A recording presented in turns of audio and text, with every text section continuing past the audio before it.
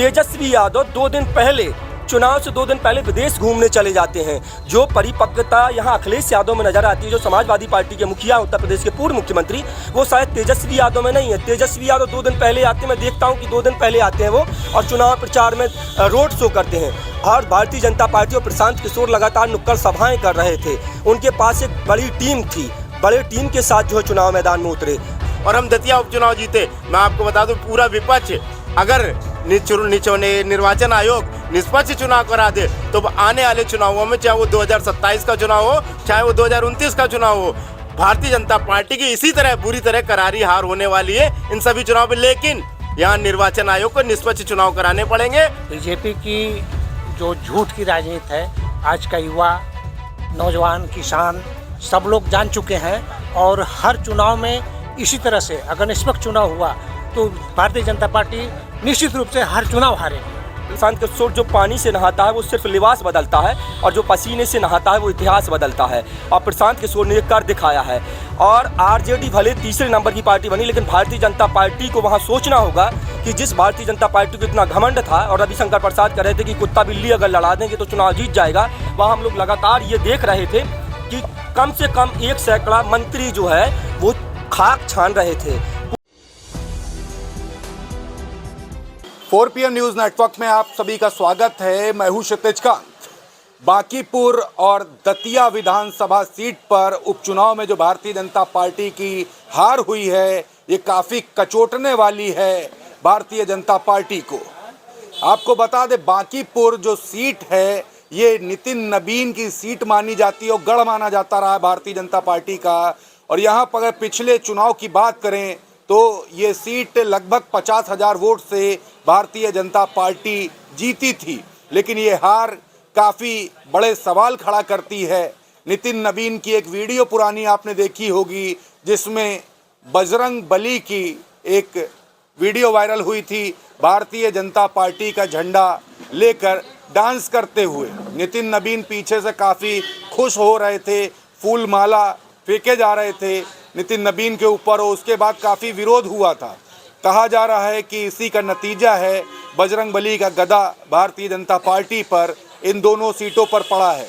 हम बात करेंगे इन दोनों सीटों पर जो करारी शिकस्त हुई है उसको लेकर लोग सोचते क्या हैं। सर, क्या सोच रहे हैं? बांकीपुर सीट और बांकीपुर के साथ में दतिया, दोनों में करारी शिकस्त, कैसे देखते हैं इसको? मैं पहले तो बहुत बहुत धन्यवाद देना चाहता हूँ आपको। और ये बजरंग बली का गदा बांकीपुर और दतिया में चला है, और अब बारी यूपी की है। यूपी में भी गदा चलेगा। और चुनाव था, उपचुनाव तो माना जाता है कि जो सरकार होती है सीट उसी की होनी चाहिए, लेकिन दोनों पे जो रिजल्ट आए हैं काफ़ी होश उड़ाने वाले हैं। वही चीज़ ना मैं बोल रहा हूँ भैया, पत्रकार साथी, मैं वही बोल रहा हूँ कि जो ये गदा चला है, बजरंग बली गदा चला है। भाई, आप इतने बड़े पार्टी के राष्ट्रीय अध्यक्ष हो, सबसे बड़ी पार्टी विश्व की, ऊपर से आप चुनाव हार गए, अपना बूथ हार गए, बताइए, अपनी विधानसभा हार गए। तुरंत इस्तीफा दे देना चाहिए ऐसे राष्ट्रीय अध्यक्ष को, मैं तो कहता हूँ। हर बात में आप लोग इस्तीफा क्यों मांगने लगते हैं? प्रधानमंत्री को इस्तीफा दे देना चाहिए, मैं तो कहता हूँ। सरकार नहीं चला पा रहे, देश नहीं चला पा रहे हैं। बताइए, इतने बड़े पार्टी के राष्ट्रीय अध्यक्ष अपनी सीट हार गए, अपना बूथ हार गए, इस्तीफा नहीं देता और क्या करेंगे बताइए? एक तरीके विपक्ष की जीत है, खुशियां मनाइए, इस्तीफा मांगे लेते हैं आप लोग। देखिए, ये तो साफ सही करे कि ये विपक्ष की जीत है। देखिए, इन्होंने जो नितिन नवीन, जिनकी वो सीट थी बांकीपुर सीट, इनको भगवान श्री राम का श्राप लगा। पूरी भारतीय जनता पार्टी को भगवान श्री राम का श्राप लगा हुआ है। आपको बता दो, पहले तो अयोध्या जब ये हारे थे कुछ श्राप तब लगा, और सबसे बड़ा श्राप तब लगा जिन्होंने भगवान हनुमान को, भगवान श्री राम के परम भक्त हनुमान को भारतीय जनता पार्टी का झंडा पकड़ा करके अपने सामने नचाया। और जो भारतीय जनता पार्टी कहती थी बांकीपुर सीट हमारी ऐसी सीट है कि हम कुत्ता बिल्ली गधा किसी को भी वहाँ खड़ा कर दें तो वो सीट हम जीत जाएंगे। और ये आपको बता दूं, जो अभी तक आरोप लगते रहे हैं चुनाव आयोग पर कि चुनाव आयोग निष्पक्ष चुनाव, कुछ चुनाव आयोग ने भी यहाँ पे अपने हाथ खींचे भारतीय जनता पार्टी से कि हमारे ऊपर आरोप लगते रहे कि हम भारतीय जनता पार्टी को चुनाव जिता रहे हैं। तो चुनाव आयोग ने अपने हाथ खींचे और ये निष्पक्ष चुनाव हुआ है। ये जनता द्वारा जो वोट दिए गए, ये निष्पक्ष वोट हुए हैं। उसी में बांकीपुर सीट इतनी बुरी तरह हारे कि जो राष्ट्रीय अध्यक्ष, जो विश्व की अपनी सबसे बड़ी पार्टी कहते थे, वो अपना बूथ तक हार गए हैं। उसके बाद बाद अब दतिया उठा लीजिए। दतिया ने तो क्या नाम है, कांग्रेस के जो प्रदेश अध्यक्ष, उन्होंने माननीय अखिलेश यादव जी को धन्यवाद भी दिया है कि माननीय अखिलेश यादव जी का धन्यवाद जो आपने हमें सहयोग किया और हम दतिया उपचुनाव जीते। मैं आपको बता दूं, पूरा विपक्ष अगर निर्वाचन आयोग निष्पक्ष चुनाव करा दे तो आने वाले चुनावों में, चाहे वो 2027 का चुनाव हो, चाहे वो 2029 का चुनाव हो, भारतीय जनता पार्टी की इसी तरह बुरी तरह करारी हार होने वाली है इन सभी चुनाव में। लेकिन यहाँ निर्वाचन आयोग को निष्पक्ष चुनाव कराने पड़ेंगे। अब हम एक बड़ा आंदोलन चुनाव आयोग के खिलाफ भी खड़ा करेंगे। ये जंतर मंतर के उन छात्र नौजवान युवाओं की जीत है जिन्हें भारतीय जनता पार्टी ने लाठी डंडे और आंसू गैस के गोले और डंडों में कील लगा करके मारा था। ये जाहिर सी बात है, जंतर मंतर के जो उन युवाओं की जीत है, पूरे विपक्ष की जीत है। उस जीत को हम 2027-2029 तक बरकरार रखेंगे। अच्छा, एक सवाल और है, ये जो चुनाव हुआ है, यूपी के चुनाव के बाद जस्ट एमपी में चुनाव होगा। बांकीपुर का जो ये उपचुनाव है, जो गढ़ माना जाता रहा भारतीय जनता पार्टी का, वहाँ पे करारी शिकस्त देखी गई है। ये होश उड़ाने देने वाली बात है। एमपी दरबार से लेकर के दिल्ली दरबार तक के बड़े सवाल खड़े हो रहे हैं और तैयारी कैसी है उस पर भी बड़े सवाल हैं। जो कह देते थे कि भारतीय जनता पार्टी हर घर भगवा लहराएगा, हर राज्य में कमल खिलेगा, वो सवाल खड़ा कर रहा है कि जब एमपी का चुनाव होगा तो उसमें बड़ा खेल हो सकता है। आपको मैं बता दूं, फिर मैं यही आपको जवाब देना चाहूँगा कि यहाँ पे सबसे बड़ा प्रश्न चिन्ह जो खड़ा होगा वो निर्वाचन आयोग ज्ञानेश कुमार गुप्ता पे खड़ा होगा। आपको बता, अगर अब मैं बता रहा हूँ दिल्ली दरबार में बहुत जल्द ज्ञानेश कुमार गुप्ता पर भी हंटर चलने वाला है कि आपने हमारी इतनी करारी हार क्यों करवाई।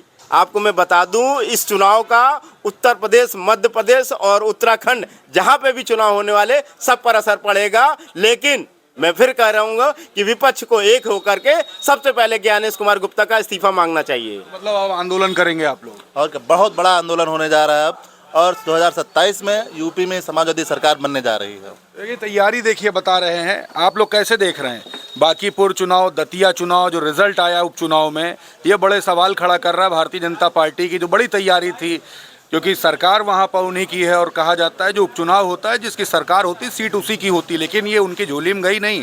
कैसे देख रहे हैं इसको? अगर चुनाव आयोग ने निष्पक्ष कराया वोटिंग तो वो सीटें निकल गई। अगर वो धांधली करता तो नहीं निकल पाते। और हम फिर मांग करते हैं कि बैलेट पेपर से ही चुनाव हो। इस जीत को हम जीत नहीं मानते हैं। अरे उपचुनाव तो विपक्ष के खाते में चला गया और चला गया, लेकिन अगर वो ईवीएम से चुनाव हुआ है, लेकिन जो है कि वहाँ निष्पक्ष हुआ चुनाव, इसलिए वो सीट जीते हम लोग। अगर वो बेईमानी करते तो चुनाव नहीं जीत पाते। लेकिन ये जो बांकीपुर का जो चुनाव हुआ है, जो रिजल्ट आया है, वो गढ़ माता माना जाता रहा भारतीय जनता पार्टी का, और यही कहा जाता है वहाँ पर किसी को भी लड़ा दिया जाएगा, वो आराम से जीत जाएगा। लेकिन इस बार जीत नहीं हुई है, करारी शिकस्त है, काफ़ी सवाल खड़े हो रहे हैं। बीजेपी की जो झूठ की राजनीति है, आज का युवा, नौजवान, किसान सब लोग जान चुके हैं। और हर चुनाव में इसी तरह से अगर निष्पक्ष चुनाव हुआ तो भारतीय जनता पार्टी निश्चित रूप से हर चुनाव हारेगी। बिल्कुल सर, आपकी तो वीडियोज़ वायरल हैं, आप तो बांकीपुर गए थे चुनाव कवर करने के लिए भी। किस चैनल से पत्रकार हैं आप? मैं फ्रीलांस काम करता हूँ। फ्रीलांस करते हैं।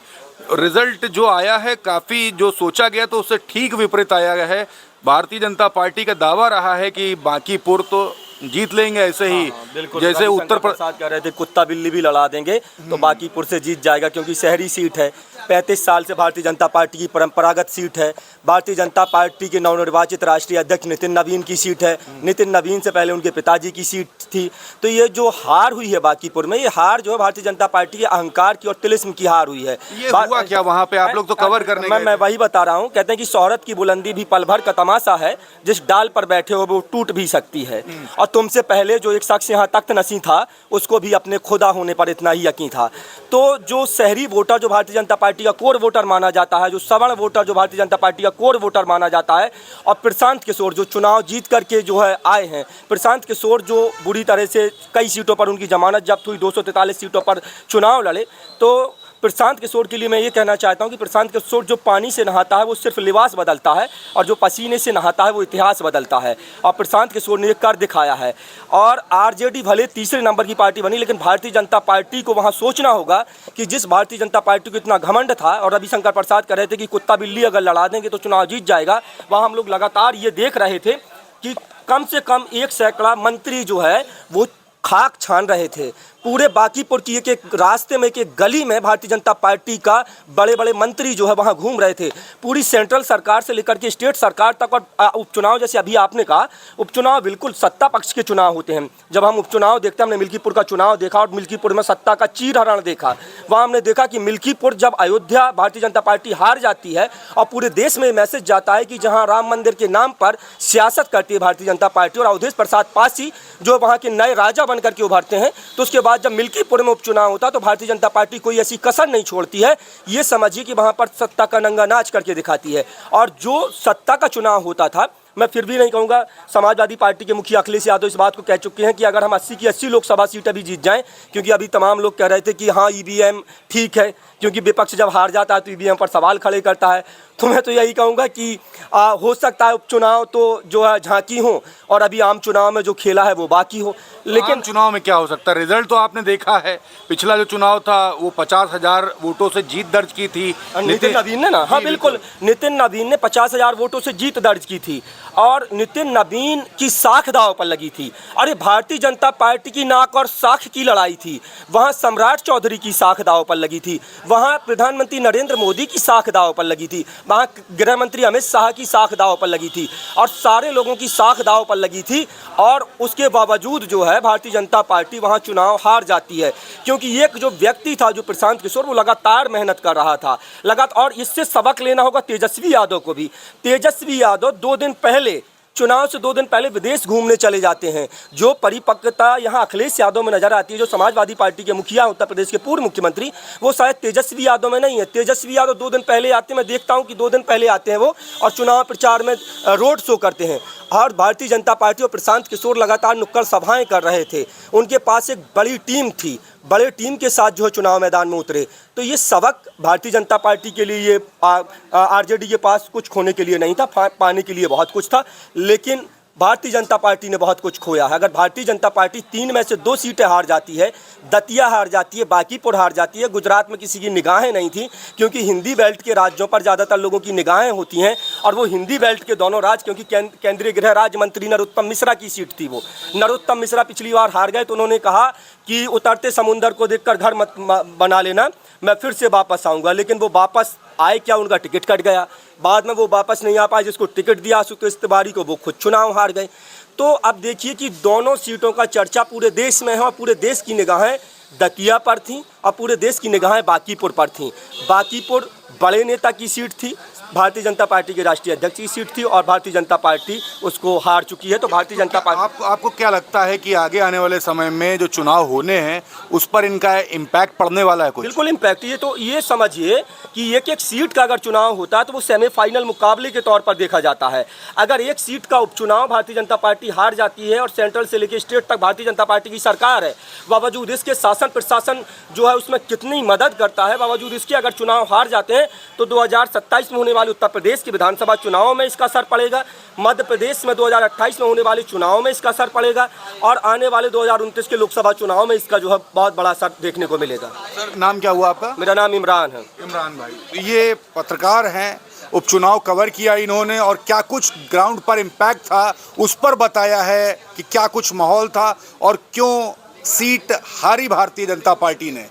बांकीपुर और दतिया सीट हारने के बाद जो माहौल है उस पर लोग यही कह रहे हैं कि इसका इम्पैक्ट 2027 के विधानसभा चुनाव जो उत्तर प्रदेश में होने वाला है उसमें देखने को मिलेगा। साथ ही साथ मध्य प्रदेश में जो 2028 विधानसभा चुनाव होने वाला है उसमें देखने को मिलेगा। 2029 के लोकसभा चुनाव में भी इसका असर देखने को मिलेगा। क्या कुछ होगा यह आपको दिखाता रहूँगा। जुड़े रहिएगा 4 PM न्यूज़ नेटवर्क के साथ। तमाम अपडेट्स के लिए मैं हूं क्षितिज कांत, 4 PM न्यूज़ नेटवर्क के लिए धन्यवाद।